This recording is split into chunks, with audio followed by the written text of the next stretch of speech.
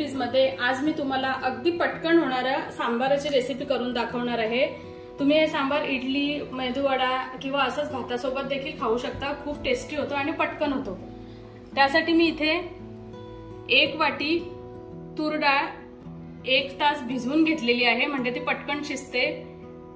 आणि भाज्यांमध्ये इथे मी दुधी भोपळा बारीक कट करून घेतलेले आहे सोलून, 1 शेवग्याची शेंग बारीक तुकडे करून घेतलेले आहेत, 1 तुकडा लाल भोपळा आहे, गाजर, 1 वांग, 1 टोमॅटो, 1 कांदा असे तुकडे करून घेतलेले आहेत। यामध्ये तुम्ही अजून भाज्या ऍड करू शकता, फ्लावर वगैरे तुम्हाला आवडत असेल तर।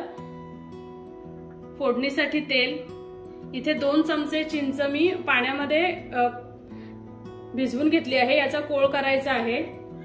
आणि फोडणीसाठी लागणार आहे आपल्याला हिंग, 2 ते 3 चिमूट हिंग, पाव चमचा हळद, 1 चमचा मोहरी, 1 चमचा काश्मीरी लाल पावडर, 2 चमचे सांबार मसाला, 1 तुकडा गूळ, लाल मिरच्या आहेत सुकलेल्या आणि कढीपत्ता। इथे कुकर मध्ये मी डाळ घालतेय। आधी आपल्याला डाळ आणि भाज्या ह्या वाफवून घ्यायच्या आहेत।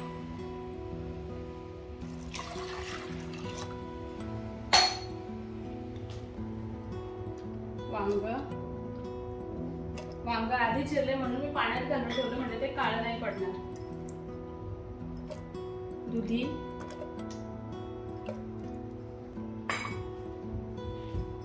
लाल भोपळा, गाजर,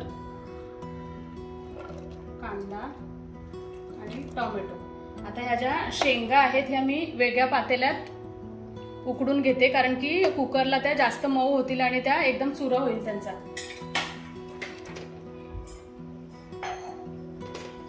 आता यामध्ये मी हळद घालते, पाणी अजून घालते थोडं, मीठ घालते। मीठ मी साहित्यात सांगायला विसरले होते। आणि अगदी थोडं तेल घालते। सांबार करण्याची ही प्रत्येकाची वेगवेगळी पद्धत असते, पण हे मी ह्या पद्धतीने करते, म्हणजे अगदी पटकन होतं आणि जास्त वेळ पण नाही लागत। आता मी कुकरचं झाकण लावून 2 शिट्ट्या काढून घेते। एकीकडे मी कुकरला शिट्ट्या काढून घेते आणि दुसरीकडे मी वेगळ्या भांड्यामध्ये ह्या शेंगा उकडायला ठेवलेल्या आहेत। शेंगा थोड्या मऊ होईपर्यंत शिजून घेते वेगळ्या। 2 शिट्ट्या झालेल्या आहेत आणि आता कुकर पण गार झालेला आहे। आता मी झाकण काढते याचं। हे बघा, डाळ एकदम मस्त शिजलेली आहे व्यवस्थित। डाळ अशी जर मऊ शिजायची असेल ना तर 1 तास तरी ती आधी भिजत ठेवायची, म्हणजे पटकन शिजते। आणि आता ह्या शेंगा ज्या आहेत ना ह्या पण मी घालते। गॅस ऑन करते आता आणि 1 उकळी काढते ह्याला, आणि मग आपण ह्यात मसाले घालणार आहोत आणि वरून ह्याला तडका द्यायचा। ही बघा, डाळीला आता उकळी यायला सुरुवात झालेली आहे। आता ह्यामध्ये मी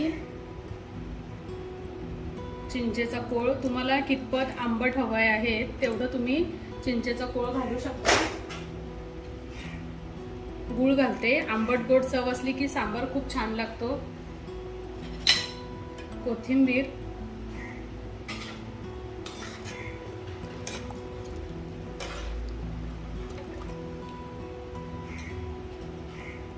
इथे मी काश्मीरी मिरची पावडर घालतेय, म्हणजे कलर छान येईल त्याला।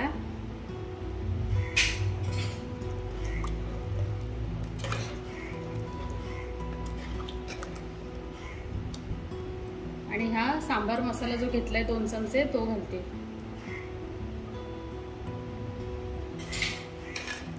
आता याला छान उकळी काढायची आहे आणि मग वरून फोडणी घालायची याला। तोपर्यंत आपण फोडणीची तयारी करूया। इथे मी फोडणीसाठी भांडं ठेवलेलं आहे, गॅस ऑन करते। तडका देण्यासाठी इथे मी पुन्हा आता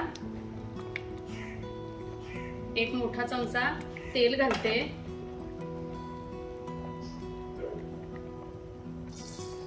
ही बघा, राई, हिंग,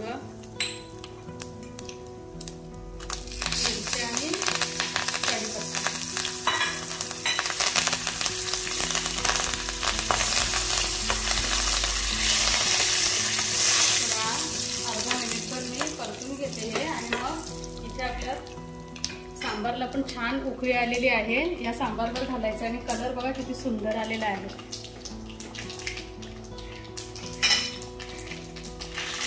ही बघा फोडणी तयार आहे. आता मी ही फोडणी या सांबारवर घालते.